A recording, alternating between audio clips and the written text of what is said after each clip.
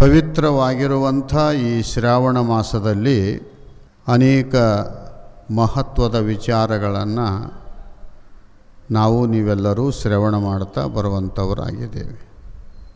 ನಿನ್ನೆ ಶಿಷ್ಯನಾಗಿರುವಂಥ ವ್ಯಕ್ತಿ ಗುರುಗಳಲ್ಲಿ ಪ್ರಶ್ನೆ ಮಾಡಿದ್ದ, ನನಗೆ ಪುಣ್ಯ ಪ್ರಾಪ್ತಿಯಾಗಬೇಕು, ಸುಖ ಸಿಗಬೇಕು, ಏನು ಮಾಡೋದು ಅಂತ ಹೇಳಿದಾಗ ಗುರುಗಳು ಹೇಳಿದರು, ಶರೀರದಿಂದ, ವಾಣಿಯಿಂದ, ಮನಸ್ಸಿನಿಂದ ತಪಸ್ಸು ಮಾಡಲಿಕ್ಕೆ ಬರುತ್ತೆ. ನೀನು ಆ ತಪಸ್ಸನ್ನು ಮಾಡಿ ಸಫಲ ಆದಿ ಅಂತಂದರೆ ನಿನಗೆ ಪುಣ್ಯನೂ ಪ್ರಾಪ್ತಿಯಾಗುತ್ತೆ, ಭಗವದ್ ಅನುಗ್ರಹನೂ ನಿನಗೆ ಸಿಗುತ್ತದ ಅಂತ ಹೇಳಿದ್ದರು. ಅದರಲ್ಲಿ ಶರೀರದ ತಪಸ್ಸು ಯಾವ ರೀತಿ ಮಾಡಬೇಕು ಅಂತ ಕೇಳಿದಾಗ ಗುರು ಭಜನೆ, ಸುಕರ್ಮ ವೃತ್ತಿ, ಹರನ ಪೂಜೆ, ಶರಣ ಸೇವೆ, ಪರಮ ಸಾತ್ವಿಕಂಗಳೆಂಟು, ನೆರೆದು ನೆಲೆಸಿ ತನುವಿನಲ್ಲಿ ಮಾಡಲು ಇಲ್ಲವೇ ತಪವನ್ನು ಮಾಡಲು ಇಲ್ಲವೇ. ಗುರು ಭಜನೆ, ಸುಕರ್ಮ ವೃತ್ತಿ, ಗುರುವಿನ ಪೂಜೆ ಮಾಡೋದು, ಭಜನೆ ಮಾಡೋದು, ಧ್ಯಾನ ಮಾಡೋದು. ಸುಕರ್ಮ ಅಂದರೆ ಒಳ್ಳೆಯ ಕರ್ಮಾದಿಗಳನ್ನು ಮಾಡೋದು. ಇವು ಮಾಡಿದೆ ಅಂದರೆ ಶರೀರಕ್ಕೆ ಇದು ತಪಸ್ಸು ಅಂತ ಅನಿಸಿಕೊಳ್ತದ ಅಂತ ಹೇಳಿದ್ದರು. ಇವತ್ತು ಅದೇ ಮಾತನ್ನು ಮುಂದುವರಿಸ್ತಾ ಹರಪೂಜೆ ಅಂತ ಹೇಳ್ತಾ ಇದ್ದಾರೆ. ನೀನೇನು ಮಾಡಬೇಕು ಅಂತ ಕೇಳಿದರೆ ದೇವರನ್ನು ನೀನು ಒಂದಿಷ್ಟು ಪೂಜೆ ಮಾಡಬೇಕು. ಏನು ಪೂಜೆ ಮಾಡೋದು ಅಂದರೆ ಏನು ಒಂದಿಷ್ಟು ನೀರು ಹಾಕಬೇಕು, ಒಂದಿಷ್ಟು ಧೂಪ ದೀಪ ನೈವೇದ್ಯಾದಿಗಳನ್ನು ಅರ್ಪಣೆ ಮಾಡಬೇಕು, ಹೂ ಪತ್ರಿಗಳನ್ನು ಇಡಬೇಕು. ಇಷ್ಟು ಮಾಡಿದರೆ ಪೂಜೆನು ಅಂತ ಕೇಳಿದರೆ ಇದು ಪೂಜೆ ಅಲ್ಲ. ಇದು ಹೊರಗೆ ತೋರಿಸಲಿಕ್ಕೆ ಮಾಡುವಂಥ ಪೂಜೆ. ನಿನ್ನ ಮನಸ್ಸಿಗೆ ಪೂಜೆ ಸಂತೃಪ್ತವಾಗಬೇಕು. ಅದನ್ನು ಶರಣರು ಒಂದು ವಚನದಲ್ಲಿ ಹೇಳ್ತಾ ಇದ್ದಾರೆ, ಅಷ್ಟವಿಧಾರ್ಚನೆ ಷೋಡಶೋಪಚಾರವ ಮಾಡುವುದು. ಪೂಜಾ ಹೆಂಗ ಅಂದ್ರೆ ಅಷ್ಟವಿಧಾರ್ಚನೆ, 8 ಪ್ರಕಾರದ ವಿಧಾನಗಳು. ನೀರು, ವಿಭೂತಿ, ಗಂಧ, ಅಕ್ಷತೆ, ಧೂಪ, ದೀಪ, ಪತ್ರಿ, ಪುಷ್ಪ, ಗಂಟೆ, ನೈವೇದ್ಯ, ತಾಂಬೂಲ, ದಕ್ಷಿಣ, ಪ್ರದಕ್ಷಿಣ. ಇವು 16 ಪ್ರಕಾರದ ಪೂಜೆಗಳು. ನಿನಗೆ ಸಾಧ್ಯ ಆಗದಿದ್ದರೆ 8 ಪ್ರಕಾರದ ಪೂಜೆಯನ್ನು ಮಾಡು. ಅದಕ್ಕೂ ಆಗದೇ ಇದ್ದರೆ ಭಕ್ತಿಲಿಂದ ಒಂದು ಬೊಗಸೆ ನೀರರ ಹಾಕು ಅಂತೇಳಿದ್ದಾರೆ. ಇವು ಎಲ್ಲ ಮಾಡಲಿಕ್ಕೆ ಆಗೋದಿಲ್ಲ ಅಂತಂದರೆ ವಿಶ್ವಾಸದಿಂದ ಒಂದು ಬೊಗಸೆ ನೀರನ್ನಾದರೂ ಹಾಕು ಅಂತ. ಅದಕ್ಕೆ ಅಷ್ಟವಿಧಾರ್ಚನೆ ಷೋಡಶೋಪಚಾರವ ಮಾಡುವುದು, ಮಾಡಿದ ಪೂಜೆಯ ನೋಡುವುದು. ನಾವು ಅವಸರದೊಳಗೆ ಪೂಜೆ ಮಾಡಿ, ಅವಸರದೊಳಗೆ ಒಂದಿಷ್ಟು ದೇವರಿಗೆ ನೀರು ಹಾಕಿ, ಒಂದಿಷ್ಟು ವಿಭೂತಿ ಕುಂಕುಮ ಹಚ್ಚಿ, ಗಂಧ ಹಚ್ಚಿ, ಹೂ ಪತ್ರಿ ಇಟ್ಟು, ಉದಿರಿ ಕಡ್ಡಿ ಬೆಳಗಿ ಎದ್ದು ಹೋಗ್ತೀವಿ ಅಂದರೆ ಪೂಜೆ ಅಲ್ಲ. ಈ ಪೂಜೆ ಮಾಡಿದ ಮೇಲೆ ಮಾಡಿದ ಪೂಜೆಯನ್ನು ನೋಡುವುದು. ನಾವು ಏಕಾಗ್ರ ದೃಷ್ಟಿಯಿಂದ ನಮಗೆ ಕರುಣಿಸಿದಾನೆ ಗುರುದೇವ ಇಷ್ಟಲಿಂಗವನ್ನು. ಇಷ್ಟಲಿಂಗ ಇಲ್ಲದವರು ಸ್ಥಾವರ ಲಿಂಗವನ್ನಾದರೂ ನೋಡಬಹುದು. ಇಲ್ಲ ಅಂದರೆ ನಿನಗೆ ಇಷ್ಟವಾದ ದೇವರು ಯಾವುದು ಇದೆಯೋ ಆ ದೇವರ ಮೇಲೆ ಶ್ರದ್ಧಾ, ವಿಶ್ವಾಸ, ಭಕ್ತಿಯನ್ನು ಇಟ್ಟು ನೀನು ಪೂಜೆ ಮಾಡಿದ ಮೇಲೆ ಒಂದಿಷ್ಟು ನೋಡಬೇಕು, ದೇವರನ್ನು ನೋಡಬೇಕು. ಅರೆಗಣ್ಣಿನಿಂದ ಅಂತಾರೆ, ಪೂರಾ ಕಣ್ಣು ತೆರೆಯಂಗಿಲ್ಲ, ಪೂರಾ ಕಣ್ಣು ಮುಚ್ಚಂಗಿಲ್ಲ.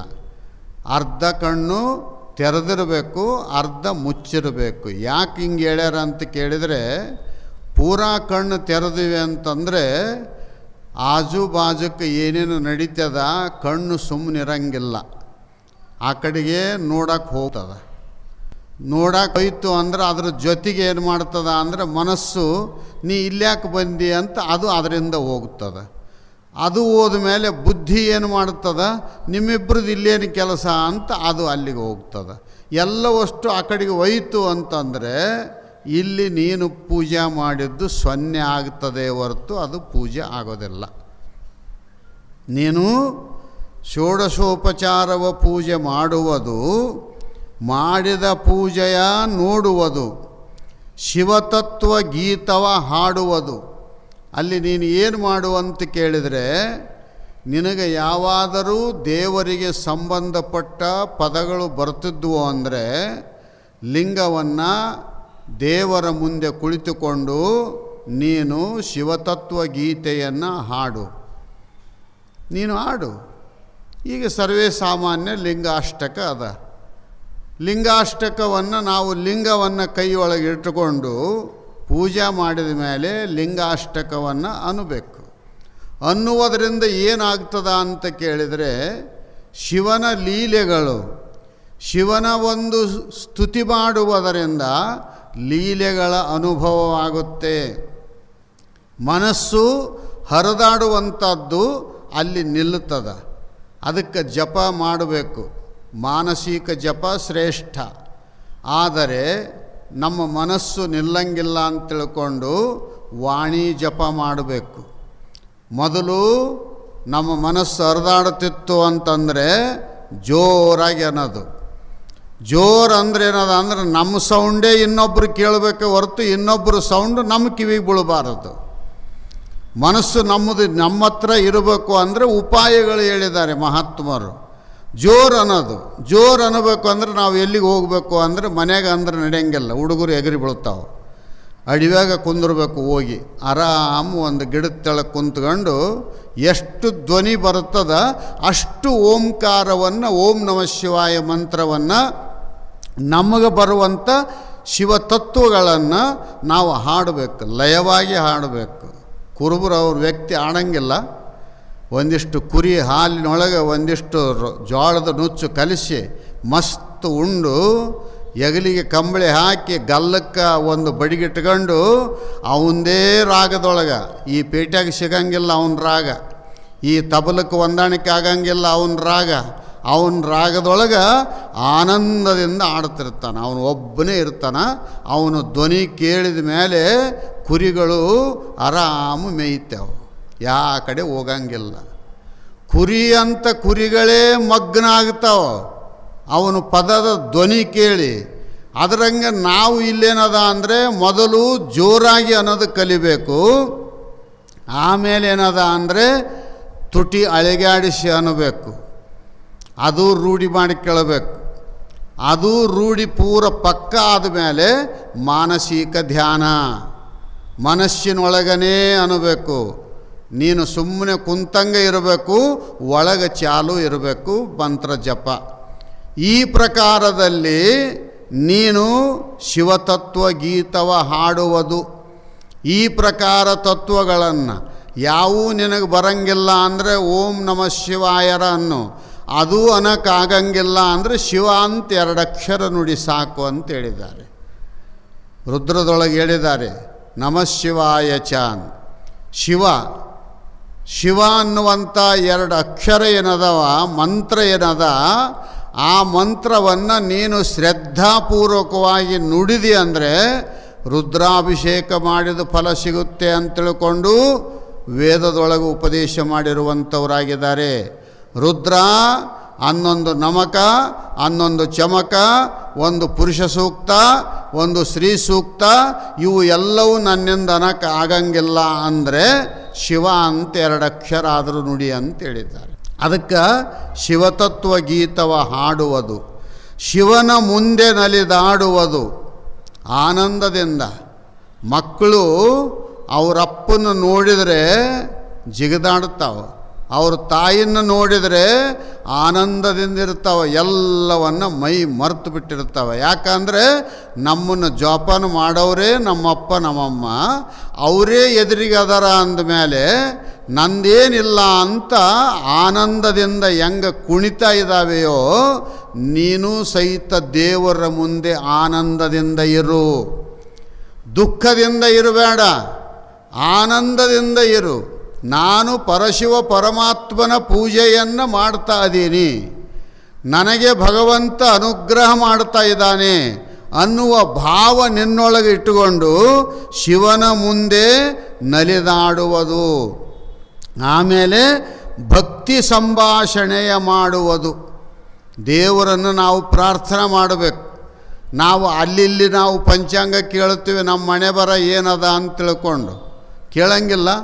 ಪಾತ್ರೆ ಮೇಲೆ ಕುಂತಿರ್ತಾನ, ಅವನಿಗೆ 10 ಪೈಸೆ ಹಾಕಿ ನಂದು ಭವಿಷ್ಯ ಹೇಳಂತ ಗಿಳಿ ಪಂಚಾಂಗ ಹೇಳೋನ ಹತ್ರ ಹೋಗಿ ಕೇಳ್ತೀವಿ. ನಾವು ಇಸ್ತ್ರಿ ಬಟ್ಟೆ ಹಾಕ್ಕೊಂಡಿರ್ತೀವಿ, ನಮ್ಮ ಕಿಶೆ ತುಂಬ ರೊಕ್ಕ ಇರ್ತದ, ಆದರೂ ಸಮಾಧಾನ ಇರೋಂಗಿಲ್ಲ. ಅಲ್ಲಿ ಪಂಚಾಂಗ ಕೇಳಕ್ಕೆ ಹೋಗ್ತೀವಿ 10 ಪೈಸೆ ಹಾಕಿ. ಅವ ಅಂತಾನ, ನನ್ನ ಪಂಚಾಂಗ ಬಿಸಿಲಕ್ಕೆ ಕುಂದ್ರದೈತೆ, ನೀನು ಮೆತ್ತಗೆ ಉಂಡು ಬಂದಿದ್ದಿ, ಚಲೋ ಬಟ್ಟೆ ತೊಟ್ಟಿದ್ದಿ, ಕಿಶೆ ತುಂಬ ದುಡ್ಡು ಐತೆ, ನಿನಗೆ ಬುದ್ಧಿ ಆದಿಲ್ಲ ನಮ್ಮಂಥವ್ರ ಮಾತು ಕೇಳೋದಕ್ಕೆ ಅಂತ ಒಳಗೆ ಅನ್ನಿಸ್ತದ ಅವನಿಗೆ. ಆದರೂ ಇದು ಅಂದೆ ಅಂದ್ರೆ ಅದು 10 ಪೈಸೆ ಬರೋಂಗಿಲ್ಲ ಅಂತ ನಿಮಗೆ ಪಂಚಾಂಗ ಹೇಳ್ತಾನಲ್ಲ. ನಾವು ಕೇಳಕ್ಕೆ ಹೋಗ್ತೀವಿಲ್ಲ ಅಲ್ಲಿಗೆ, ನನ್ನ ಹಣೆ ಬರ ಹೆಂಗದ, ನನ್ನ ಹಣೆ ಬರ ಬಿಸಿಲಕ್ಕೆ ಕುಂದ್ರದೈತೆ ಅಂತ ಅವನು ಅಂತಾನೆ. ಅಂತಲ್ಲಿಗೆ ಹೋಗೋದಕ್ಕಿಂತ ನೀನು ಏನು ಮಾಡು, ಭಕ್ತಿ ಸಂಭಾಷಣೆಯ ಮಾಡುವುದು. ಒಳ್ಳೆ ಮಾತುಗಳನ್ನು ದೇವರ ಮುಂದೆ ಕುಳಿತುಕೊಂಡು ನಮ್ಮ ಪ್ರಾರ್ಥನೆಯನ್ನು ದೇವರಿಗೆ ಸಲ್ಲಿಸಬೇಕು. ಸಲ್ಲಿಸಿ ಕೊನೆಗೆ ಶಂಕರಾಚಾರ್ಯರು ಹೇಳ್ತಾ ಇದ್ದಾರೆ, ನೀನು ಪೂಜಾ ಮಾಡುವುದರಲ್ಲಿ ಏನಾದರೂ ವ್ಯತ್ಯಾಸ ಆಗಿತ್ತು ಅಂದರೆ ನೀನು ದಯಾಳು ಪರಮಾತ್ಮ, ಬೋಳಾಶಂಕರ, ನೀಲಕಂಠ ಅಂತ ತಿಳ್ಕೊಂಡು ಅವನು ಮುಂದೆ ಪ್ರಾರ್ಥನಾ ಮಾಡೋದು. ನನ್ನ ದೋಷ ಏನಾದರೂ ಇದ್ದರೆ ಕ್ಷಮ ಮಾಡು ಅಂತ. ಕರಚರಣ ಕೃತಂ ವಾ ಕಾಯಜೌ ಕರ್ಮಜೌ ವಾ ಶ್ರವಣನಯನಜಂ ವಾ ಮಾನಸಂ ವಾಪರಾಧಂ ವಿಹಿತಂ ವಾ ಸರ್ವಮೇ ತತ್ಸಮಸ್ವ. ಜಯ ಜಯ ಕರುಣಾಬ್ಧೇ ಶ್ರೀ ಮಹಾದೇವ ಶಂಭೋ.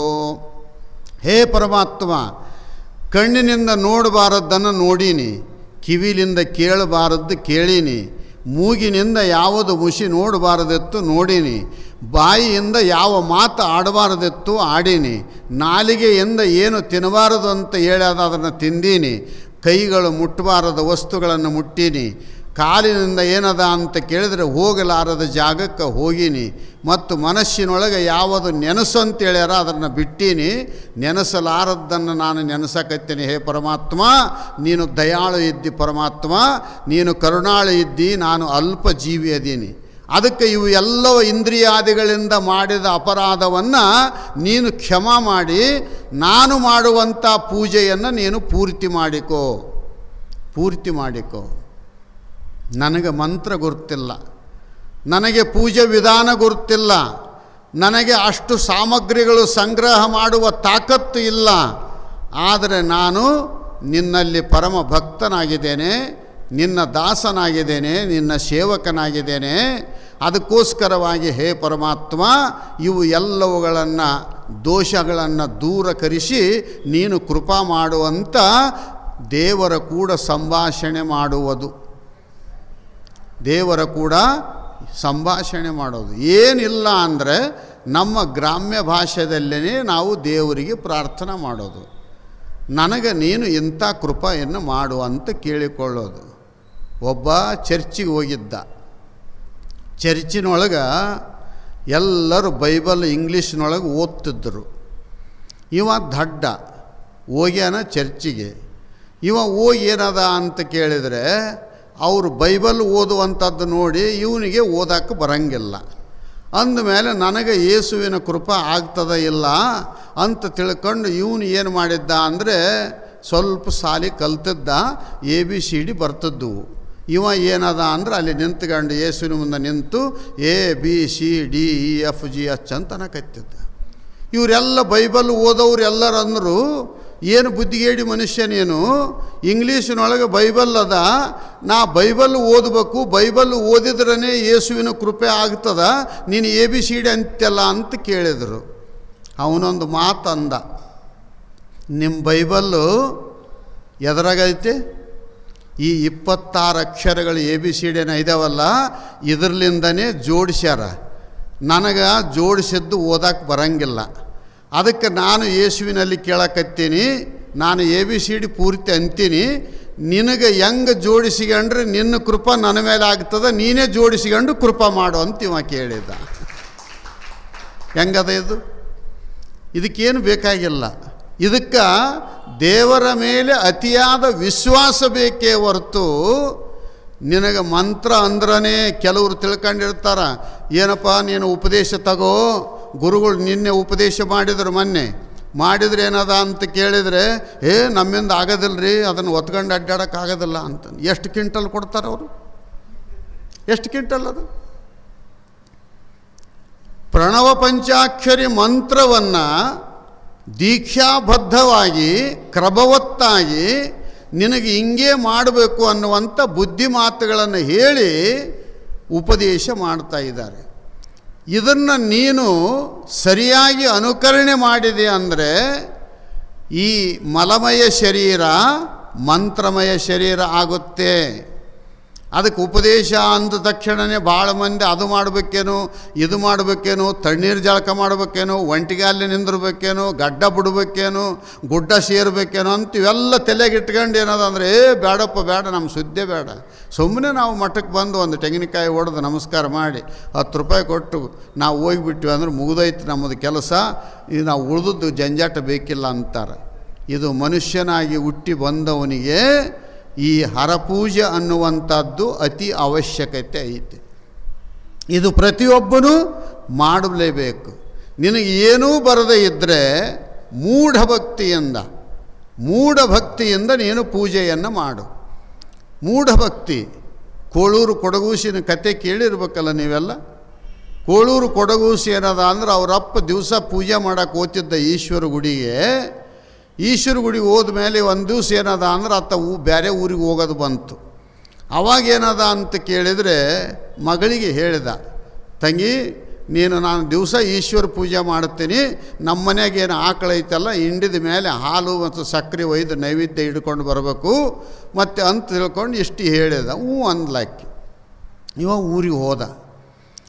ಈಕಿಗೇನು ಗುರ್ತು, ದೇವರಿಗೆಲ್ಲ ನಾನು ಒಯ್ಬೇಕು ಸಾಮಾನು ಅಂತ ಎಷ್ಟು ತಿಳಿತದೆ ಎಲ್ಲ ತಗೊಂಡು ಹೋದ್ಲು. ಹೋಗಿ ಏನದ ಅಂದ್ರೆ ಲಿಂಗಕ್ಕೆ ನೀರು ಹಾಕಿ ಒಂದಿಷ್ಟು ವಿಭೂತಿ ಹಚ್ಚಿ, ಒಂದಿಷ್ಟು ಗಂಧ ಕುಂಕುಮ ಹಚ್ಚಿ, ಅಕ್ಷತೆ ಹಾಕಿ, ಬೆಲ್ಲುಪತ್ರಿ ಇಟ್ಟು, ಹೂ ಇಟ್ಟು, ಉದಿನ ಕಡ್ಡಿ ಬೆಳಗಿ ಆ ಹಾಲನ್ನು ಏನದ ಅಂದ್ರೆ ನೈವೇದ್ಯ ಮಾಡಿದ್ಲು. ಮತ್ತು ಅಂತಾಳ ದೇವರಿಗೆ, ಹೇ ಪರಮಾತ್ಮ ಶಿವ, ನಮ್ಮಪ್ಪ ಊರಿಗೆ ಹೋಗ್ಯಾನ, ದಿವಸ ನಿನಗೆ ಪೂಜೆ ಹೆಂಗೆ ಮಾಡ್ತದ್ನೇನೋ ನನಗೆ ಗೊತ್ತಿಲ್ಲ, ನನಗೆ ತಪ್ಪಿಸ್ಬೇಡ ಹೋಗು ಅಂತ ಹೇಳಿದದಕ್ಕೆ ನನಗೆ ತಿಳಿದಷ್ಟು ಸಾಮಾನು ತಗೊಂಡು ಬಂದೀನಿ, ನಿನ್ನ ಪೂಜಾ ನನಗೆ ತಿಳಿದಷ್ಟು ಮಾಡೀನಿ. ನೋಡ್ರಿ ಇದೇನು ಸಂಸ್ಕೃತ ಇದು ಇಷ್ಟು ಮಾತಾಡೋದು? ಏನಿದೆ ಇದೇನು ಅಂಗ್ರೇಜ್ ಭಾಷೆ ಇದು? ಇಂಗ್ಲೀಷ್ನೊಳಗೆ ಅನ್ಬೇಕಂತ ಏನಾರ ಐತೆ? ಆ ಕೂಸು ಏನದ ಅಂದರೆ ಈ ರೀತಿ ದೇವರಿಗೆ ಮಾತಾಡಿದ್ಲು. ಮಾತಾಡಿದ ಮೇಲೆ ಏನದ ಅಂತ ಕೇಳಿದರೆ ಹಾಲು ನೈವೇದ್ಯ ಮುಂದಿಟ್ಲು ಮಾತಾಡ್ತಾಳ ದೇವರಿಗೆ. ಹಾಲು ಕುಡಿವಲ್ಲ ದೇವರು. ಆಕೆ ಏನು ತಿಳ್ಕೊಂಡಿದ್ಲು, ನಮ್ಮಪ್ಪ ದಿವಸ ದೇವರಿಗೆ ಹಾಲು ಕುಡಿಸಿ ಬರ್ತಾನಂತ ಆಕೆ ತಿಳ್ಕೊಂಡಿದ್ಲು. ಇವತ್ತ್ಯಾಕೆ ಕುಡಿವಲ್ಲಿ? ಹೇ ಪರಮಾತ್ಮ, ನಾನು ಸಣ್ಣವಳದೀನಿ ಅಂತ ತಿಳ್ಕೊಂಡು ಹಾಲು ಸರಿಯಾಗಿ ಕಾಶಾಳ ಇಲ್ಲ ಅಂತ ಅನುಮಾನ ಐತೇನು ನಿನಗೆ? ನಾನು ಸರಿಗೆ ಕಾಸೀನಿ, ಸಕ್ಕರೆ ಹಾಕೀನಿ, ಕಲಿಸಿ ತೊಗೊಂಡು ಬಂದೀನಿ, ಮತ್ತು ಜಾಸ್ತಿ ತರ್ತದ್ನೋ ಕಡಿಮೆ ತರ್ತದ್ನೋ ನನಗೆ ಗೊತ್ತಿಲ್ಲ, ನನಗೆ ತಿಳಿದಷ್ಟು ಹಾಲು ತಂದೀನಿ, ಪರಮಾತ್ಮ ನೀನು ಕುಡಿ ಅಂತ. ಅಳಿಗಾಡ್ಲಿಲ್ಲ ಲಿಂಗ. ಈಗಂದ್ಲು, ನಾನು ಎದುರಿಗಿದ್ರೆ ನೀವು ಕುಡಿತಿದ್ದಂಗಿಲ್ಲ, ನಮ್ಮಪ್ಪ ದಿವಸ ಹೆಂಗೆ ಕುಡಿಸ್ತದ್ನೋ ಗೊತ್ತಿಲ್ಲ, ನಾನು ಗೋಡೆಮರಿಗೆ ಹೋಗ್ತೀನಿ, ನೀನು ಹಾಲು ಕುಡಿಯ ಅಂತ. ಸ್ವಲ್ಪ ಹೊತ್ತು ಗೋಡೆಮರಿಗೆ ನಿಂತಲು, ಹಾಲು ಕುಡಿಲಿಲ್ಲ ದೇವರು. ಕೊನೆಗೆ ಅಂದ್ಲು, ನಮ್ಮಪ್ಪ ನೀನು ಅಕಸ್ಮಾತ್ ಹಾಲು ಕುಡಿಲಿಲ್ಲ ಅಂದರೆ ಮನೆಗೆ ಹೋದ ಮೇಲೆ ನನ್ನ ಕೊಲ್ತಾನ, ಅದಕ್ಕೆ ಅಲ್ಲಿ ಸಾಯೋದಕ್ಕಿಂತ ನಿನ್ನ ಮುಂದನೇ ಪ್ರಾಣ ಬಿಟ್ಟರಾಯ್ತು ಅಂಥೇಳಿ ತನ್ನ ತಲೆಯನ್ನು ಲಿಂಗಕ್ಕೆ ಗುದ್ದದ್ರೊಳಗೆ ಪರಮಾತ್ಮ ಕೈ ಚಾಚಿ ಹಾಲಿನ ಬಟ್ಲ ತಗೊಂಡ. ದೇವರು ಹಾಲು ಕುಡ್ದ. ಈಕೆಗೆ ಸಂತೋಷ ಆಯಿತು. ಬರೇ ಬಟ್ಲ ತಗೊಂಡು ಮನೆಗೆ ಬಂದ ಮೇಲೆ ಏನದ ಅಂದ್ರೆ ಅವರಪ್ಪ ಊರಿಗೆ ಹೋದವನು ಬಂದ. ಅವನು ಡುಪ್ಲಿಕೇಟ್ ಇದ್ದ, ಪೂಜೆ ಮಾಡ್ತಿದ್ದ, ಇಲ್ಲಂತಲ್ಲ. ಅವನು ಹಿಂಗೆ ತೋರಿಸಿ ಒಳ್ಳೆ ತಗೊಂಡು ಹೋಗೋನು, ಅವನು ದೇವರಿಗೆ ಕೊಡೋವನಲ್ಲ. ಅಲ್ಲಿ ಏನದ ಅಂತ ಕೇಳಿದ್ರೆ ಖಾಲಿ ಬಟ್ಲೆ ಇತ್ತು. ಪೂಜೆಗೆ ಹೋಗಿದ್ದಿಲ್ಲ ಅಂತ ಕೇಳಿದ ಮಗಳನ್ನು, ಹೋಗಿದ್ದೆ ಅಂದ. ಏನೇನು ಮಾಡಿದೆ ಅಂದ. ನನಗೆ ತಿಳಿದಷ್ಟು ಮಾಡೀನಿ, ನೀರು ಹಾಕೀನಿ, ವಿಭೂತಿ ಹಚ್ಚೀನಿ, ಗಂಧ ಕುಂಕುಮ ಹಚ್ಚೀನಿ, ಅಕ್ಷತೆ ಹಾಕೀನಿ, ಪತ್ರಿ ಹೂವು ಇಟ್ಟು ಊದಿನ ಕಡ್ಡಿ ಬೆಳಗೀನಿ, ಹಾಲು ಕುಡಿ ಅಂತ ಹೇಳಿದೆ. ಮೊದಲು ಭಾಳ ಹೊತ್ತು ಕೇಳಿದ್ರು ಕುಡಿಲಿಲ್ಲ ದೇವರು. ಮತ್ತು ನೀನು ಕುಡಿಲಿಲ್ಲ ಅಂದ್ರೆ ನಾನು ಹಿಂಗೆ ಉಳಿಯಂಗಿಲ್ಲ ಜೀವದಿಂದ ಅಂತ ಅಂದ ಮೇಲೆ ಕೈ ಚಾಚಿ ಹಾಲು ತಗೊಂಡು ಕುಡ್ದ. ನಾನು ಎಷ್ಟು ಸುಳ್ಳು ಹೇಳುತ್ತೆ ನೀನು ಮಗಳು, ಇಷ್ಟೆತ್ರ ಇದ್ದಿ, ನನಗೆ ಬುದ್ಧಿ ಹೇಳುತ್ತೇನೋ ಅಂತ ಅವ ಸಿಟ್ಟಿಗೆದ್ದ. ಅವನಿಗೇನು ಗುರ್ತು, ಇದು ಕಲ್ಲು ಹಾಲು ಕುಡಿಯಂಗಿಲ್ಲ ಅಂತ ಅವನಿಗೆ ಗುರ್ತು. ಭಾಳ ಮಂದಿ ಪೂಜೆ ಮಾಡೋರಿಗೆ ಯಾಕೆ ಫಲ ಸಿಗವಲ್ತು ಅಂತ ಕೇಳಿದರೆ, ನಾನು ನೀರು ಹಾಕಲಿಲ್ಲ ಅಂದರೆ ಈ ದೇವರಿಗೆ ನೀರು ಗತಿ ಇಲ್ಲ, ನಾನು ವಿಭೂತಿ ಹಚ್ಚಲಿಲ್ಲ ಅಂದರೆ ಈ ದೇವ್ರಿಗೆ ಗತಿ ಇಲ್ಲ, ನಾನು ಊದಿನ ಕಡ್ಡಿ ಹಚ್ಚಲಿಲ್ಲ ಅಂದರೆ ಈ ದೇವ್ರ ಗಬ್ಬು ನಾರ್ತಾನ, ಇದಕ್ಕೆಲ್ಲದ ದೇವರಿಗೆ ಅಲಂಕಾರ ಮಾಡೋದು ನಾನೇ ಕಾರಣ ಅಂತ ಒಳಗೆ ಅಹಂಕಾರ ಇರೋದರಿಂದ ದೇವರು ಕಣ್ಣು ಮುಚ್ಚಿಗೆ ಅಂತಲೇ ಹೊರತು ನಮ್ಮನ್ನು ನೋಡಲಿಕ್ಕೆ ಸಾಧ್ಯ ಇಲ್ಲ. ಆ ಮಗಳು ಕಣ್ಣು ಮುಚ್ಚಿಕೊಳ್ಳಿಲ್ಲ, ಕಣ್ಣು ತೆರೆದು ಪೂಜೆ ಮಾಡಿದ್ಲು. ಸಿಟ್ಟಿಗೆದ್ದ ಅವರಪ್ಪ, ಬೈಯಕತ್ತಿದ, ನಡಿ ನಾಳಿನ ದಿವಸ ನಾನು ಬರ್ತೇನೆ. ಅಕಸ್ಮಾತ್ ನಾಳಿನ ದಿವಸ ಹಾಲು ಕುಡ್ದ ಸರಿ ಹೋಯ್ತು, ಕುಡಿಲಿಲ್ಲ ಅಂದರೆ ಖಡ್ಗವನ್ನು ತೆಗೆದುಕೊಂಡು ಹಿಂದ ಬರ್ತೀನಿ, ಗೋಡೆ ಮರಿಗೆ ನಿಂತಿರ್ತೀನಿ, ನಿನ್ನ ರುಂಡವನ್ನು ಅರ್ಪಣೆ ಮಾಡ್ತೀನಿ ದೇವರಿಗೆ ಅಂದ. ಯಾಕಾಗ ಹೊಲ್ತಂದ್ಲಿಕ್ಕೆ ಬೆಳಕರಿತ್ತು, ಸ್ನಾನ ಮಾಡಿ ಮನೆ ಬಿಡೋ ಕಾಲಕ್ಕನೆ, ಹೇ ಪರಮಾತ್ಮ, ನಿನ್ನೆ ಹೆಂಗೆ ಹಾಲು ಕುಡ್ದಿದ್ದು ಇವತ್ತು ಹಾಲು ಕುಡಿಬೇಕು. ನೀನು ಕುಡಿದೆ ಅಂದರೆ ನನ್ನ ಪ್ರಾಣ ಉಳಿತದ, ನಮ್ಮಪ್ಪ ನನ್ನ ಕೊಲ್ತಾ ಇದ್ದಾನೆ ಅನ್ಕಂತ ಮನಸ್ಸಿನೊಳಗೆ ಆ ದೇವರ ಧ್ಯಾನವನ್ನು ಮಾಡ್ತಾ ಮಾಡ್ತಾ ಹೆಜ್ಜೆ ಇಟ್ಟು ಗುಡಿಗೆ ಬಂದು ಪೂಜೆ ಮಾಡಿ ಕೈ ಮುಗಿದು ಕೇಳಿಕೊಳ್ತಾಳೆ, ನಿನ್ನೆ ಹೆಂಗೆ ಕುಡ್ದಿದ್ದು ಇವತ್ತು ಕುಡಿಯ ಅಂತ. ದೇವರು ಪರೀಕ್ಷೆ ಮಾಡ್ತಾನೆ, ಇವರು ಗಟ್ಟಿ ಅದರ ಇಲ್ಲ, ಟೊಳ್ಳದರ ಇಲ್ಲ ಅಂತ ಪರೀಕ್ಷೆ ಮಾಡ್ತಾನೆ. ಭಾಳೊತ್ತು ಕುಡಿಲಿಲ್ಲ ಇವ, ಹೊರಗೆ ಹಲ್ಲು ಮಸಿತಿದ್ದ. ಸುಳ್ಳು ಹೇಳಿ ತಾನು ಹಾಲು ಕುಡಿದು ಮನೆಗೆ ಬಂದು ದೇವರು ಕುಡ್ದಾನ ಅಂತ ಹೇಳ್ತಾಳೆ ಈಕಿನ್ನು ಇವತ್ತು ರುಂಡ ಮುಂಡಗಳು ಬೇರೆ ಬೇರೆ ಮಾಡಲೇಬೇಕು ಅಂತ ಕತ್ತಿ ಕತ್ತಿದ್ದ. ಆಕೆ ಕಣ್ಣೀರು ಹಾಕಿ ಹೇಳಿದ್ಲು, ದೈನ್ಯತೆಯಿಂದ ಕೇಳಿದ್ಲು ದೇವರಿಗೆ, ಪರಮಾತ್ಮ, ನೀನು ಅಕಸ್ಮಾತ್ ಹಾಲು ಕುಡಿದ ಇದ್ದರೆ ನಿನ್ನೆ ತಲೆ ಒಡ್ಕೊಂಡು ರಕ್ತ ನಿನಗೆ ಅರ್ಪಣೆ ಮಾಡ್ಬೇಕಂತ ಮಾಡಿದ್ದೆ, ಇವತ್ತು ನನ್ನ ರುಂಡನೇ ನಿನಗೆ ಅರ್ಪಣೆ ಆಗ್ತದ. ನನ್ನ ರುಂಡ ನಿನಗೆ ಬೇಕಾಗಿತ್ತು ಅಂದರೆ ಹಾಲು ಕುಡಿಬೇಡ, ರುಂಡ ತಗೋ, ನನ್ನ ರುಂಡ ನನಗಿರಲಿ ಅನ್ನುವಂಥದ್ದು ನಿನಗೇನಾದರೂ ಗುಣ ಇದ್ದರೆ ಈಗ ಹಾಲು ಕುಡಿ ಅಂತಂದಾಗ ಪರಮಾತ್ಮ ಲಿಂಗದಿಂದ ಕೈ ಚಾಚಿ ಹಾಲು ಕುಡ್ದಾನ, ಪ್ರತ್ಯಕ್ಷ ದರ್ಶನ ಕೊಟ್ಟ. ಇದು ಹೇಳಲಿಕ್ಕೆ ಕಾರಣ ಏನು ಅಂತ ಕೇಳಿದರೆ, ಭಕ್ತಿ ಸಂಭಾಷಣೆಯ ಮಾಡುವುದು. ದೇವರು ಕೂಡ ಏನದ ಅಂದರೆ ವಿನಯ ವಿಧೇಯತೆಯಿಂದ ನಾವು ನಡ್ಕೊಂಡು ಪ್ರಾರ್ಥನೆಯನ್ನು ಸಲ್ಲಿಸಬೇಕು. ಪ್ರಾರ್ಥನೆ ಸಲ್ಲಿಸಿದರೆ ದೇವರು ಕೇಳಂಗಿಲ್ಲ ಅಂತ ನಮ್ಮ ಭಾವನೆ ಐತೆ. ನಮ್ಮ ಕಿವಿ 2 ಇಂಚ್ ಅದಾವ, ದೇವ್ರ ಕಿವಿ ಜಗದಗಲ ಮಿಗಿಯಾಗಲದಾವ. ನಾವು ಯಾವ ಸಂಧ್ಯಾಗ ಕುಂತು ಏನು ಮಾತಾಡುತ್ತೀವಿ ಅದು ಎಲ್ಲ ದೇವರಿಗೆ ಗುರ್ತು. ದೇವರು ಜಗದ್ವ್ಯಾಪಕನಾಗಿದ್ದಾನೆ, ಅಣುರೇಣು ತೃಣಕಾಷ್ಟಗಳಲ್ಲಿ ಭರಿತನಾಗಿದ್ದಾನೆ. ಅದಕ್ಕೆ ಇಂತಲ್ಲಿ ಇಲ್ಲ, ಇಂತಲ್ಲಿ ಅದನಂತಿಲ್ಲ. ಅದಕ್ಕೆ ಶರಣರು ಎತ್ತೆತ್ತ ನೋಡಿದಡತ್ತತ್ತ ನೀನೇ ದೇವ, ಸಕಲ ವಿಸ್ತಾರದ ರೂಹು ನೀನೇ ದೇವ, ವಿಶ್ವತೋಪಾದ ವಿಶ್ವತೋ ನೇತ್ರ ಅನ್ನುವಂಥ ವಚನವನ್ನು ರಚನೆ ಮಾಡಿರುವಂಥವರಾಗಿದ್ದಾರೆ. ದೇವರು ಜಗದ್ವ್ಯಾಪಕನಾಗಿದ್ದಾನೆ. ನೀನು ಏನೇ ಪೂಜೆ ಮಾಡಿದ್ರೂ ಸಹಿತ ನಿನ್ನ ಮನಸ್ಸು ಪವಿತ್ರತೆಯಿಂದ ಇಟ್ಟುಕೊಂಡು ಪೂಜೆ ಮಾಡು. ನೀನು ದೇವರಿಗೆ ಏನು ಕೊಡುತ್ತೆ ಅನ್ನೋದು ಮಹತ್ವ ಅಲ್ಲ, ಯಾವ ಗುಣ ಇಟ್ಕೊಂಡು ಪೂಜೆ ಮಾಡುತ್ತೆ ಅನ್ನೋದು ಮಹತ್ವ. ಏನು ಬಂಗಾರ ಸಾಮಾನು ಅದವೋ, ಬೆಳ್ಳಿ ಸಾಮಾನು ಅದವೋ, ವಜ್ರಗಳದವೋ, ತಿರುಪತಿ ತಿಮ್ಮಪ್ಪನಂಗೆ ಕೋಟಿ ಕೋಟಿ ಕ್ವಿಂಟಲ್ ಬಂಗಾರ ಇಟ್ಟರೆ ದೇವರು ಒಲಿತಾನ, ಹಿಂಗೇನಿಲ್ಲ. ನಮ್ಮ ಮಾತು, ನಮ್ಮ ನಡತೆ, ನಮ್ಮ ಭಾವ ಯಾವ ರೀತಿ ಇರುತ್ತೆಯೋ ಅದರಂತೆ ದೇವರು ಫಲ ಕೊಡ್ತಾ ಇದ್ದಾನೆ. ನಾವು ದೇವರ ಮುಂದೆ ಕುಂತು ಏನು ಪ್ರಾರ್ಥನಾ ಮಾಡ್ತೀವೋ ಅದನ್ನು ಕೊಡ್ತಾನೆ. ರಾವಣನಿಗೆ 600 ಕೋಟಿ ವರ್ಷ ಆಯುಷ್ಯ ಇತ್ತು. ರಾವಣನಿಗೆ 600 ಕೋಟಿ ಆಯುಷ್ಯ ಇದ್ದರೆ ಅವನು ಪರಮಾತ್ಮನ ಆತ್ಮಲಿಂಗವನ್ನು ತಂದು ಪೂಜೆ ಮಾಡ್ತಿದ್ದ. ನಿಮಗೆಲ್ಲ ಗುರ್ತದ. ಪೂಜೆ ಮಾಡುತ್ತಿದ್ದ. ಪೂಜೆ ಮಾಡುವ ಸಂದರ್ಭದಲ್ಲಿ ನಮಸ್ಕಾರ ಮಾಡೋ ಕಾಲಕ್ಕೆ ಆಯುರ್ವೃದ್ಧಸ್ವ ಅನ್ನಬೇಕಾಗಿತ್ತು. ಆಯುಷ್ ವೃದ್ಧಿ ಆಗಲಿ ಅಂತ ಪ್ರಾರ್ಥನೆ ಮಾಡಬೇಕಾಗಿತ್ತು. ಅವನು ಅಹಂಕಾರಿಯಾಗಿ, ದುರುಳನಾಗಿ, ಪಾಪಿಯಾಗಿ, ಕೆಟ್ಟ ವಿಚಾರಗಳನ್ನು ತಲೆಯಲ್ಲಿಟ್ಟುಕೊಂಡು ಲಿಂಗದ ಮುಂದೆ ಕುಂತು ಆಯುರ್ವಧಸ್ವ ಆಯುರ್ವಧಸ್ವ ಅಂತಿದ್ದ. ಅಂದರೆ ನನ್ನ ಆಯುಷ್ಯ ಹಾಳಾಗಲಿ, ನನ್ನ ಆಯುಷ್ಯ ಹಾಳಾಗಲಿ ಅಂತ. 600 ಕೋಟಿ ಆಯುಷ್ಯವುಳ್ಳಂಥ ರಾವಣ ದೇವರ ಮುಂದೆ ಕುಂತು ನನ್ನ ಆಯುಷ್ಯ ಹಾಳಾಗಲಿ ಅಂತಂದ. ಕೊನೆಗೇನದ ಅಂದ್ರೆ ರಾಮನ ಬಾಣಕ್ಕೆ ಹತನಾಗಿ ಹೋದ ಅಂತ. ಅದಕ್ಕೆ ನಾವು ದೇವರಲ್ಲಿ ಪ್ರಾರ್ಥನಾ ಮಾಡಬೇಕಾಗಿತ್ತು ಅಂದರೆ ಮನಸ್ಸು ಪರಿಶುದ್ಧವಾಗಿರಬೇಕು, ಇನ್ನೊಬ್ಬರಿಗೆ ಕೇಡು ಬಯಸಬಾರದು. ನಿನ್ನ ಸ್ವಾರ್ಥಕ್ಕೋಸ್ಕರವಾಗಿ ನಿನಗೆ ಏನು ಬೇಕು ದೇವ್ರನ್ನ ಕೇಳು.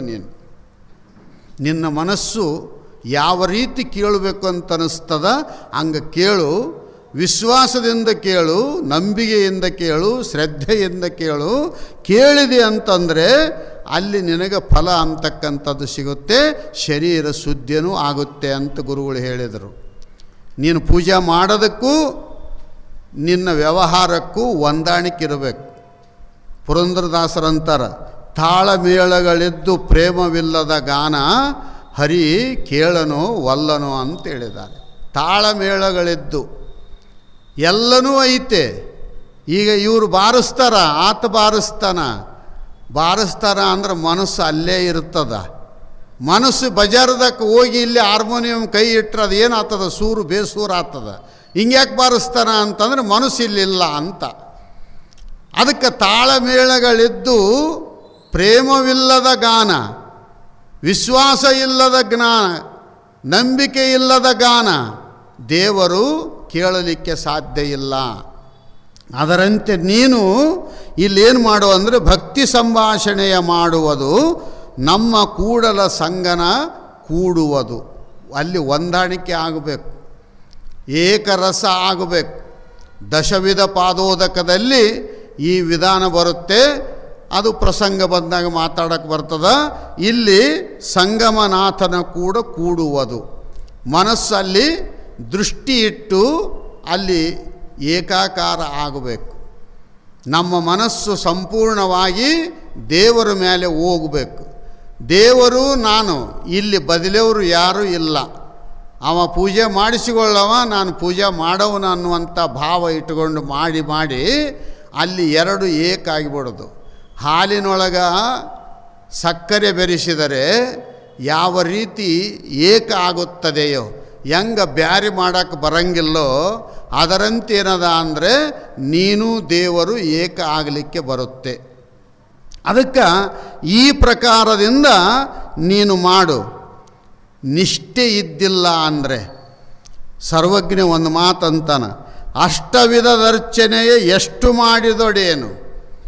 ನೀನು ಬೇಕಾದಷ್ಟು ಸಾವಿರ ಕೊಡ ಹಾಲು ಇಟ್ಟು ಅರ್ಘ್ಯ ಪಾದ್ಯ ಆಚಮನ ಪಂಚಾಮೃತ ಅನೇಕ ಥರದ ಫಲಪುಷ್ಪಗಳು. ಇವತ್ತು ಗೋಪಾಲಕೃಷ್ಣನಿಗೆ ಉಡುಪಿಯೊಳಗೆ ಎಷ್ಟು ನಮೂನಿ, ಎಷ್ಟು 50 ನಮೂನಿ ಲಡ್ಡು ಅಂತ, ಒಂದಲ್ಲ ಎರಡಲ್ಲ, ಎಷ್ಟು ಪೂಜಾ, ಎಷ್ಟು ವಿಶೇಷ. ಇಷ್ಟೆಲ್ಲ ಮಾಡಿದರೂ ಕೂಡ ನಿಷ್ಠೆ ನೆಲೆಗೊಳ್ಳದೆ, ದೇವರ ಮೇಲೆ ನಂಬಿಕೆ ಇಲ್ಲ ಅಂದರೆ, ದೇವರ ಮೇಲೆ ಭಕ್ತಿ ವಿಶೇಷತೆ ಇಲ್ಲ ಅಂದರೆ ಭಜಿಸುವ ಪೂಜಿತ ನಷ್ಟ ಕಾಣಯ್ಯ ಸರ್ವಜ್ಞ, ಅದು ವ್ಯರ್ಥವಾಗಿ ಹೋಗುತ್ತೆ.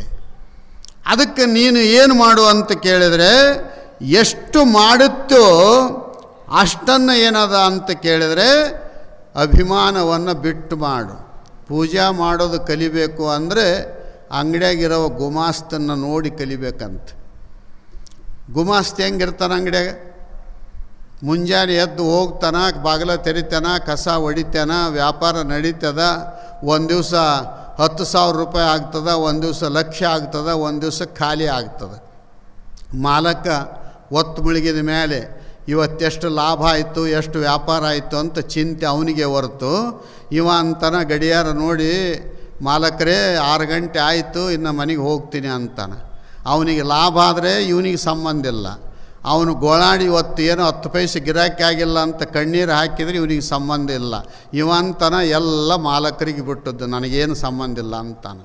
ಅದರಂಗೆ ಇಲ್ಲಿ ಎಲ್ಲ ದೇವರಿಗೆ ಒಪ್ಪಿಸ್ಬೇಕು. ಇಲ್ಲಿ ನಾ ಮಾಡ್ತೀನಿ ಅನ್ನೋದು ಏನಾರು ಒಳಗೆ ಹೊತ್ತು ಅಂತಂದರೆ ಮಾಲಕ ಹೆಂಗೆ ಕಣ್ಣೀರು ಹಾಕ್ತಾನೆ, ನೀನು ಕಣ್ಣೀರು ಹಾಕಬೇಕಾಗ್ತದೆ. ದೇವರ ಮುಂದೆ ಎಲ್ಲವೂ ನಿನ್ನದೇ, ನಂದು ಅನ್ನೋದು ಏನಿಲ್ಲ, ಎಲ್ಲ ನಿನ್ನ ಪಾದಕ್ಕೆ ಅರ್ಪಣೆ ಅನ್ನುವ ಭಾವದಿಂದ ನೀನು ಪೂಜೆ ಮಾಡು.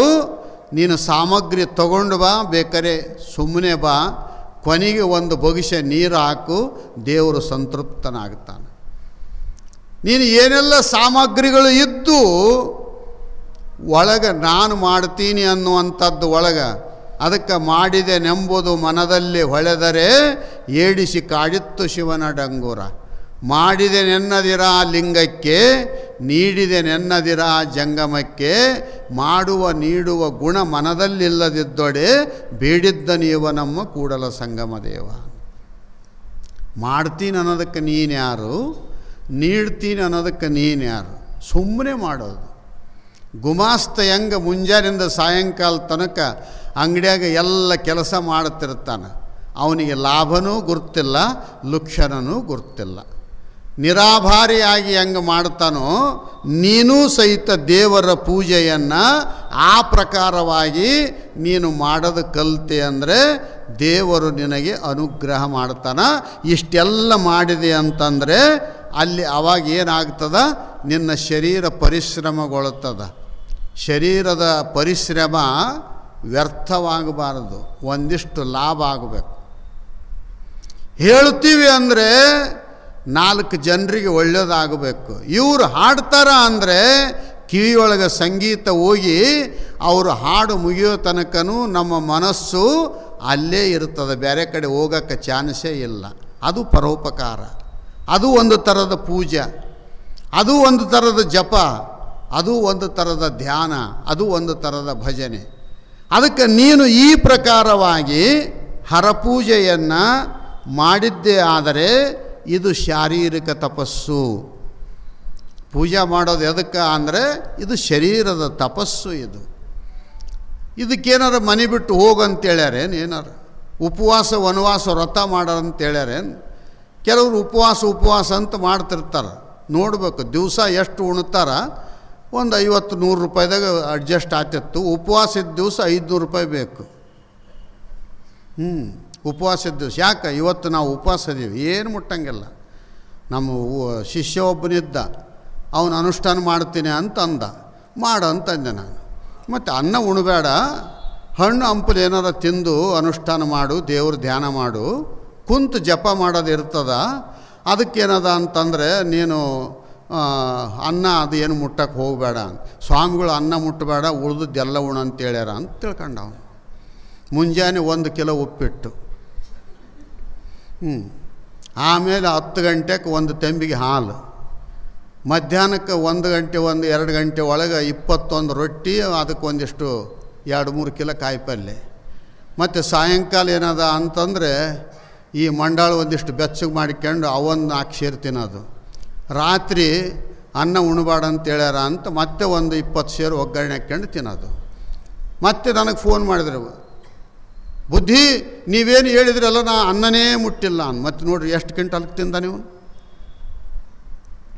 ಭಾಳ ಮಂದಿ ಉಪವಾಸ ಅಂತ ತಿಳ್ಕೊಂಡು ಇದನ್ನು ಬಿಡ್ತಾರೆ. ಅದಕ್ಕೆ ಉಪವಾಸದ ದಿವಸ ಭಾಳ ಮಜಾ ಇರ್ತದೆ, ವಿಶೇಷವಾದ ಪದಾರ್ಥಗಳನ್ನು ಇವು ಸಿಗ್ತಾವೆ. ಈ ದಿವಸ ರೊಟ್ಟಿ, ಇದೇ ಅನ್ನ, ಇದೇ ಕಾಯಿಪಲ್ಯ, ಇದೇ ಇರ್ತದೆ. ಉಪವಾಸದ ದಿವಸ ಒಂದಿಷ್ಟು ಸ್ಪೆಷಲ್ ಇರ್ತದೆ. ಉಪವಾಸದ ಅರ್ಥ ಏನು ಅಂತ ಕೇಳಿದ್ರೆ, ಉಪ ಅಂದರೆ ಸಮೀಪ, ವಾಸ ಅಂದರೆ ಇರು. ದೇವರು ಸಮೀಪಕ್ಕೆ ಇರೋದೇ ಉಪವಾಸ. ಇವು ಹಂಗಲ್ಲ, ದೇವ್ರನ್ನ ಜಗಲಿ ಮೇಲೆ ಕುಂದಿರಿಸಿ ಬಾಗಿಲು ಬಂದೋಬಸ್ತ್ ಕೀಲಿ ಹಾಕಿ ಮಸ್ತ್ ತಿಂದುಬಿಡೋದು. ಹಿಂಗ್ಯಾಕೆ ತಿಂತೆ ಅಂದ್ರೆ ಇವತ್ತು ಉಪವಾಸ. ಇವತ್ತು ಮುಂಜಾನೆ ಒಂದು ಸಲ ಬಾಗಿಲು ತೆರೆದು ದೇವ್ರನ್ನ ನೋಡ್ತೇನೆ, ದೀಪ ಹಚ್ಚಿನ ಆರ್ಯದ ಇಲ್ಲ ಅಂತ. ಸಂಜೆಗೆ ಮತ್ತೆ ಒಂದು ಸಲ ದೀಪ ಹಚ್ಚಿ ಐತೆಲ್ಲ ನೋಡ್ತೀನಿ. ಇಷ್ಟು ಆಗಿಬಿಟ್ರೆ ನಮ್ಮದು ಉಪವಾಸ ಭರ್ಜರಿ ಅಂತಾರೆ. ಇಂಥ ಉಪವಾಸ ಬಸ್ ಸ್ಟ್ಯಾಂಡಿನೊಳಗೆ ಭಿಕ್ಷುಕರು ಮಾಡ್ತಾರೆ. ಅನ್ನ ಸಿಗಲಾರದವ್ರು ಎಲ್ಲರೂ ಮಾಡ್ತಾರೆ, ಅವ್ರಿಗೂ ಸಹಿತ ಗತಿ ಹೇಳಬೇಕಾಗುತ್ತೆ. ಅದಕ್ಕೆ ಅನ್ನ ಬಿಟ್ಟು ಮಾತ್ರಕ್ಕೆ ಉಪವಾಸ ಮಾಡಬೇಕು, ಆರೋಗ್ಯ ದೃಷ್ಟಿಯಿಂದ, ದೇವರ ಸಲುವಾಗಿ ಅಲ್ಲ. 15 ದಿವಸಕ್ಕೊಂದು ಸಲ ಏಕಾದಶಿ ಬರ್ತದೆ, ಆ ಏಕಾದಶಿಗೆ ಉಪವಾಸ ಇರೋದು. ಉಪವಾಸ ಇದ್ರೇನದ ಅಂದರೆ ಎಲ್ಲ ಇಂದ್ರಿಯಾದಿಗಳಿಗೆ ರೆಸ್ಟ್ ಕೊಡೋದಕ್ಕೆ, ಮಿಷನ್ ಏನದ ಅಂದರೆ ಕ್ಲೀನ್ ಮಾಡಿಕೊಳ್ಳೋದಕ್ಕೆ, ನಿನ್ನ ಆಯುಷ್ಯ ವೃದ್ಧಿ ಆಗೋದಕ್ಕೆ ಇಷ್ಟಕ್ಕೆ ಉಪವಾಸ ಹೊರತು ದೇವ್ರ ಸಲುವಾಗಿ ಉಪವಾಸ ಅಲ್ಲ. ಇದು ಅದನ್ನು ಬಿಟ್ಟಾರ ದೇವ್ರು ಹೇಳ್ಯಾನ ಉಪವಾಸ ಮಾಡಂತ. ಉಪವಾಸ ಅಂದ್ರೆ ಹಂಗಲ್ಲ. ಉಪ ಅಂದರೆ ಸಮೀಪ, ವಾಸ ಅಂದರೆ ಇರು. ಅಂದರೆ ಯಾವತ್ತಿಗೂ ದೇವರು ಧ್ಯಾನ ಮಾಡಿಕೊಂತ ಇರು.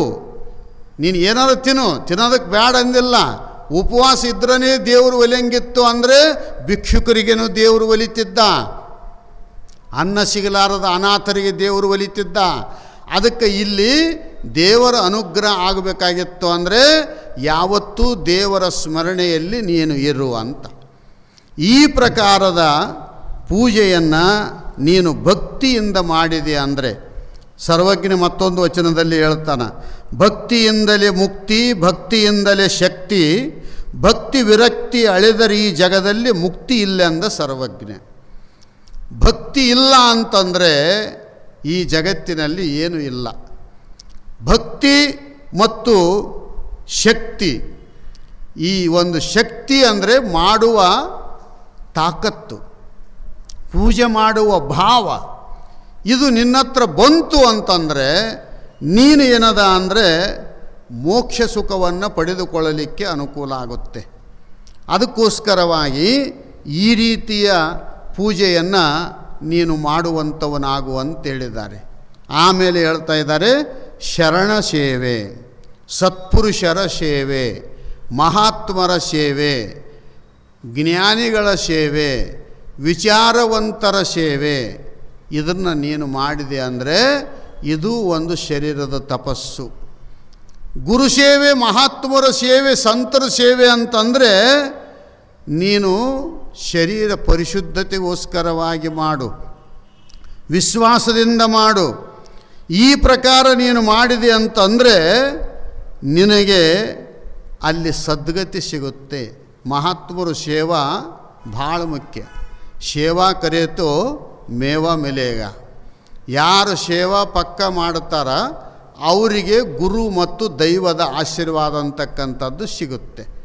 ನೀನು ವಿಶ್ವಾಸದಿಂದ ಮಾಡು, ಮಹಾತ್ಮರಲ್ಲಿ ಅಪನಂಬಿಕೆಯಿಂದ ಮಾಡಬೇಡ. ಹುಬ್ಬಳ್ಳಿಯೊಳಗೆ ಸಿದ್ಧಾರೂಢರಿದ್ದ ಕಾಲಕ್ಕೆ ಬಸವಣ್ಣಮ್ಮ ಅಂತ ಒಂದು ಮುದುಕಿತ್ತು. ಮಠದಾಗ ಎಲ್ಲ ಕಸ ಹೊಡಿತಿತ್ತು, ಎಲ್ಲ ಅಂಗಳೆಲ್ಲ ಸ್ವಚ್ಛ ಮಾಡೋಕ್ಕೆ ಆಕೆನೇ. ಶಾಸ್ತ್ರ ನಡೀತು ಅಂತಂದರೆ ಮುಂದೆ ಬಂದು ಕುಂದ್ರಕ್ಕೆ ಶಾಸ್ತ್ರ ಕೇಳೋದಕ್ಕೆ. ದಿನನಿತ್ಯ 2 ಹೊತ್ತು 3 ಹೊತ್ತು ಶಾಸ್ತ್ರ ನಡೀತಿತ್ತು. ಈಗೂ ನಡೀತದೆ 3 ಟೈಮ್ ಶಾಸ್ತ್ರ.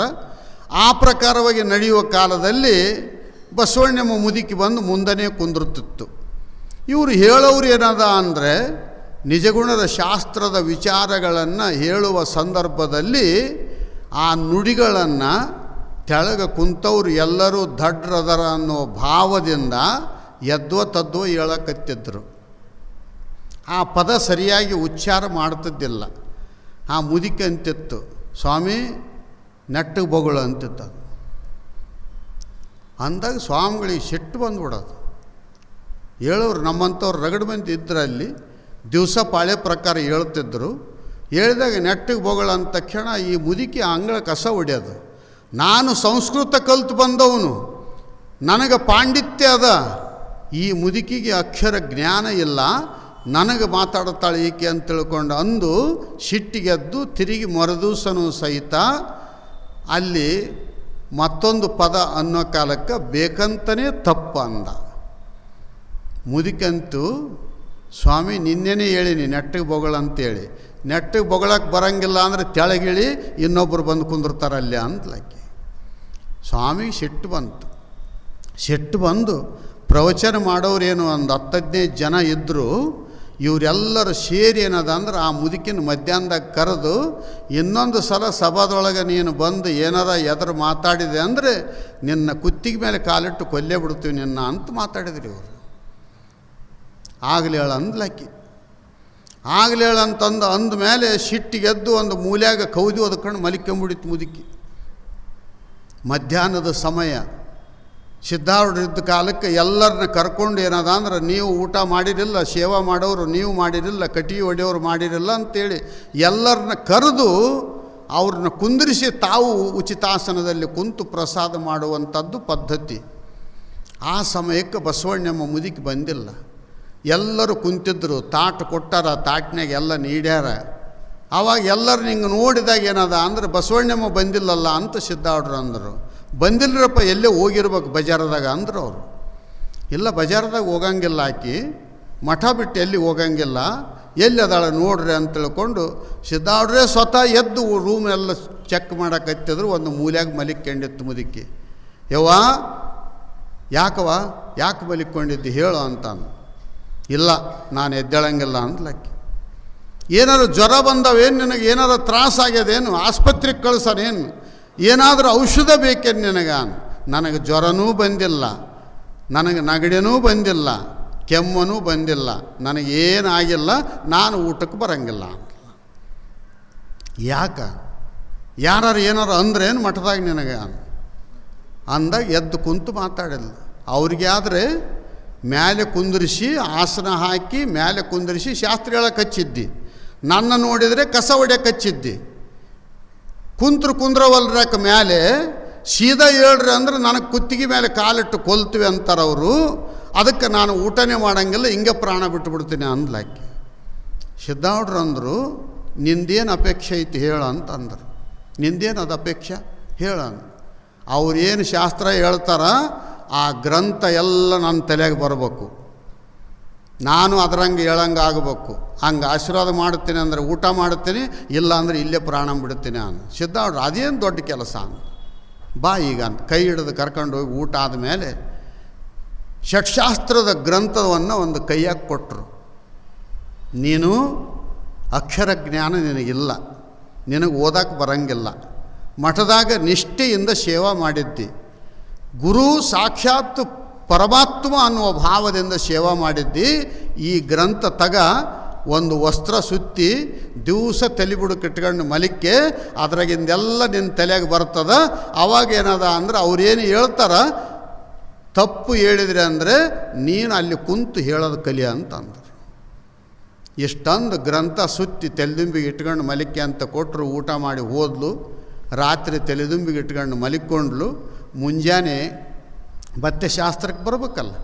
ಬಂದಾಗ ಏನದ ಅಂದರೆ ಎಲ್ಲರೂ ಮಾತಾಡ್ಕೊಂಡ್ರು ಸ್ವಾಮಿಗಳು. ನಿನ್ನೆನೇ ಮುದುಕಿಗೆ ಗೆರವು ಹಾಕಿವಿ, ನಿನ್ನೆನೇ ಹೇಳಿವಿ, ಎದರು ಮಾತಾಡಿದೆ ಅಂದ್ರೆ ಕುತ್ತಿಗೆ ಮೇಲೆ ಕಾಲಿಟ್ಟು ನಿನ್ನ ಜೀವನೇ ತೆಗಿತೀವಿ ಅಂತ ಹೇಳಿವಿ. ಇವತ್ತು ಮುದುಕಿ ಬಾಯಿ ಮುಚ್ಚಿಕೊಂಡದ್ದು ತೆರೆಯಂಗಿಲ್ಲ ನೋಡೋ ಅಂತ ಇವರೆಲ್ಲರೂ ಖುಷಿಲಿಂದ ಹೇಳಕತ್ತಿದ್ರು. ಮತ್ತಷ್ಟು ಫ್ರೀ ಆಯ್ತು ಇವ್ರಿಗೆ ಹೇಳೋದಕ್ಕೆ. ಇವರೆಲ್ಲರೂ ಎದ್ದೋ ಹೇಳಕತ್ತಿದ್ರು. ಆ ಪದ ಸರಿಯಾಗಿ ಉಚ್ಚಾರ ಮಾಡಲಿಲ್ಲ ಅಂತ ತಕ್ಷಣ ಮುದುಕಿ ಅಂತು, ಎಷ್ಟು ಹೇಳ್ಬೇಕು ಸ್ವಾಮಿ ನಿನಗೆ, ನೆಟ್ಟಿಗೆ ಬೊಗಳು ಸರಿಯಾಗಿ ಅಕ್ಷರ ನುಡಿ ಅಂತಂದರೆ ಎದ್ದೋ ನುಡಿತಿದ್ದಿಲ್ಲ, ನುಡಿಯಕ್ಕೆ ಬರಂಗಿಲ್ಲ ಅಂದರೆ ಇಳಿ ತೆಳಗೆ ನಾನು ಕುಂದಿರ್ತೀನಿ ಅಲ್ಲಿ ಅಂದ್ಲು ಮುದುಕಿ. ಯಾಕಂದರೆ ಇಲ್ಲಿ ಗುರುವಿನ ಬಲ ಇತ್ತಲ್ಲ. ಇಷ್ಟಂದ ಮೇಲೆ ಆ ಸ್ವಾಮಿ ಸಿಟ್ಟಿಗೆದ್ದು, ನಾನು ಹೇಳಂಗಿಲ್ಲ, ನೀನೇ ಹೇಳು ಆ ಪದ ಅಂತಂದಾಗ ರಾಗಬದ್ಧವಾಗಿ ತಾತ ಹೆಂಗೆ ಕ್ರಮವತ್ತು ಸಂಗೀತಕ್ಕನುಗುಣವಾಗಿ ಹಾಡ್ತಾನೋ ಅದರಂತೆ ಮುದುಕಿ ತೆಳಕ್ಕೆ ಕುಂತ್ಕೊಂಡು ಆ ಪದ ಆಡಿದ ಮೇಲೆ ಆವಾಗ ಎಲ್ಲ ಸ್ವಾಮಿಗಳು ಪ್ರವಚನ ಮಾಡೋರಿದ್ರಲ್ಲ, ಇವರೆಲ್ಲರೂ ಹೋಗಿ ಸಾಷ್ಟಾಂಗ ನಮಸ್ಕಾರ ಹಾಕಿದ್ರು. ನಾವು ಇದಿಷ್ಟು ಹೇಳೋದು ಕಲಿಯೋದಕ್ಕೆ ಎಷ್ಟೋ ವರ್ಷ ಗ್ರಂಥಗಳನ್ನು ನೋಡೀವಿ, ಸಂಸ್ಕೃತ ಕಲ್ತೀವಿ, ಅಭ್ಯಾಸ ಮಾಡೀವಿ. ಇಷ್ಟು ಹೇಳೋದಕ್ಕೆ ಬಿಗುವಾಗ್ಯದ. ನೀನು ಅಂಗಳ ಕಸ ಹೊಡೆ ಹೆಣ್ಮಗಳು, ಕಸವರಿಗೆ ಬಿಟ್ಟರೆ ನಿನಗೆ ಇನ್ನೊಂದು ಏನು ಗುರ್ತಿಲ್ಲ. ಆದರೆ ಈ 6 ಶಾಸ್ತ್ರದ ಜ್ಞಾನ ನಿನಗೆ ಹೆಂಗೆ ಬಂತು ಅಂತ ಕೇಳಿದರೆ, ನೀವು ಪುಸ್ತಕ ನಂಬಿರಿ, ನಾನು ಗುರುವಿನ ನಂಬಿನಿ ಅಂದ್ಲಾಕಿ. ನೀವು ಪುಸ್ತಕ ನಂಬಿರಿ, ನಾನು ಗುರುವಿನ ನಂಬೀನಿ. ಸಿದ್ಧಾರೂಢನೇ ದೇವರು ಅಂತ ನಾ ತಿಳ್ಕೊಂಡೀನಿ, ಪುಸ್ತಕವೇ ದೇವರು ಅಂತ ನೀವು ತಿಳ್ಕೊಂಡಿರಿ. ಅದಕ್ಕೆ ನಿಮ್ಮ ನಾಲಿಗೆ ಎದ್ವತ್ತದ್ದು ಆಗ್ತದ. ನಾನು ಗುರು ಸಾಕ್ಷಾತ್ ಪರಬ್ರಹ್ಮ ಅಂತ ತಿಳ್ಕೊಂಡೀನಿ.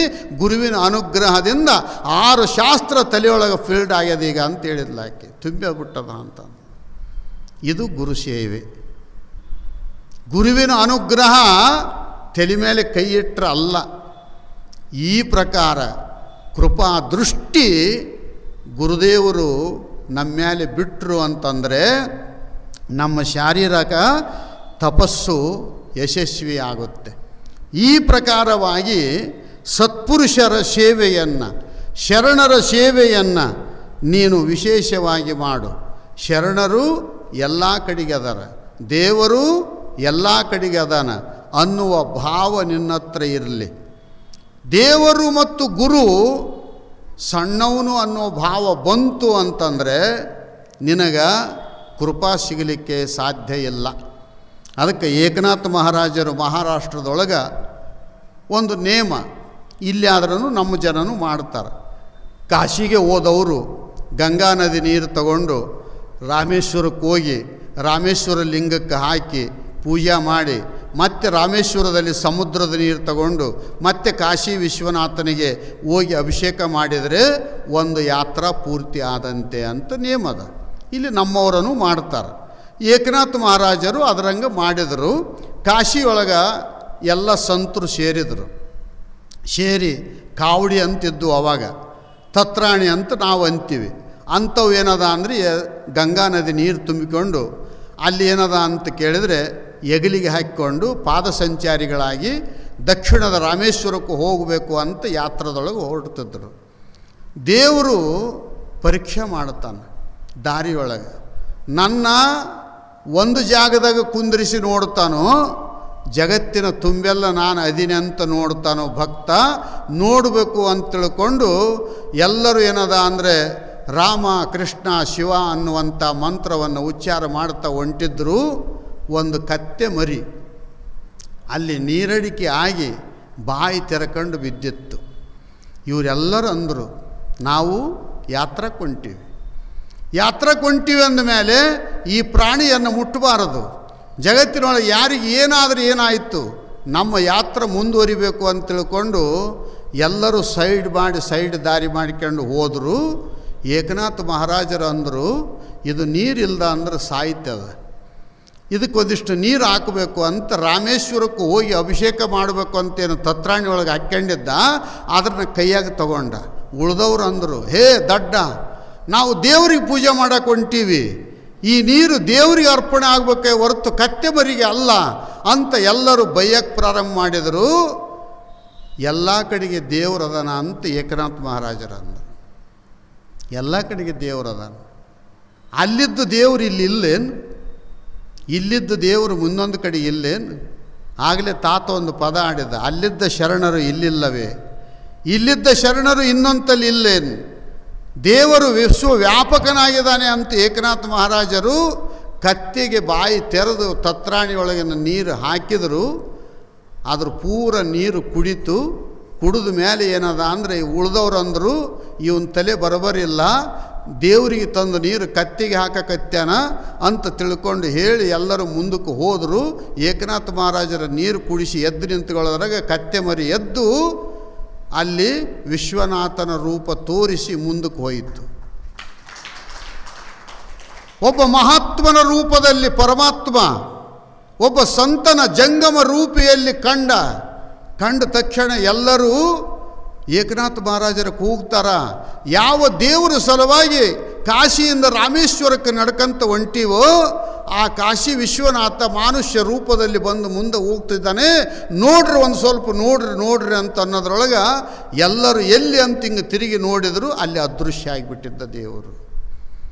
ಇದು ಹೇಳೋದಕ್ಕೆ ಕಾರಣ ಏನಂತ ಕೇಳಿದರೆ, ನಾವು ದೇವರು ಪೂಜೆ ಮಾಡುತ್ತೀವಿ, ಸಂತರ ಜೊತೆ ಕಟ್ಟೀವಿ ಅಂದಮೇಲೆ ದೇವರು ವಿಶಾಲದಾನ. ಜಗತ್ತಿನ ತುಂಬೆಲ್ಲ ದೇವರದಾನ. ದೇವರು ಗುಡಿಯೊಳಗೆ ಮಾತ್ರ ಇಲ್ಲ, ಎಲ್ಲ ಕಡೆಗೆ ದೇವರು ತುಂಬಿಕೊಂಡಿದ್ದಾನೆ ಅನ್ನುವಂಥ ವಿಚಾರವನ್ನು ಏಕನಾಥ ಮಹಾರಾಜರು ಆ ಪಾದಯಾತ್ರಿಗಳಿಗೆ ತಿಳಿಸುವಂಥವರಾಗಿದ್ದಾರೆ. ಅದಕ್ಕೆ ಹರಪೂಜೆ, ಶರಣರ ಸೇವೆ ನೀವು ನಿಷ್ಠೆಯಿಂದ ಮಾಡಿದ್ದೇ ಆದರೆ ಇದು ಶಾರೀರಿಕ ತಪಸ್ಸು. ಮನೆಯೊಳಗೆ ಇದ್ದುಕೊಂಡು ಸಂಸಾರದ ಜೊತೆಗೆ ಹಿರಿಯರ, ವಯೋವೃದ್ಧರ, ಬಂಧುಗಳ, ಗುರುಗಳ ಸೇವೆ ಅಂತಕ್ಕಂಥದ್ದು ಮಾಡುವುದರಿಂದ ಇದು ಶಾರೀರಿಕ ತಪಸ್ಸು. ಈ ಪ್ರಕಾರ ತಪಸ್ಸು ಅನ್ನುವಂಥದ್ದನ್ನು ಮಾಡುವುದರಿಂದ ನಿನಗೆ ಶರೀರ ಪರಿಶುದ್ಧವಾಗುತ್ತೆ. ಆ ಪರಿಶುದ್ಧವಾದ ಶರೀರದಿಂದ ಪುಣ್ಯ ಪ್ರಾಪ್ತಿಯಾಗುತ್ತೆ, ನಿನಗೆ ಸದ್ಗತಿ ಸಿಗುತ್ತೆ ಅಂತಕ್ಕಂಥ ಮಾತನ್ನು ಹೀಗೆ ಹೇಳಿ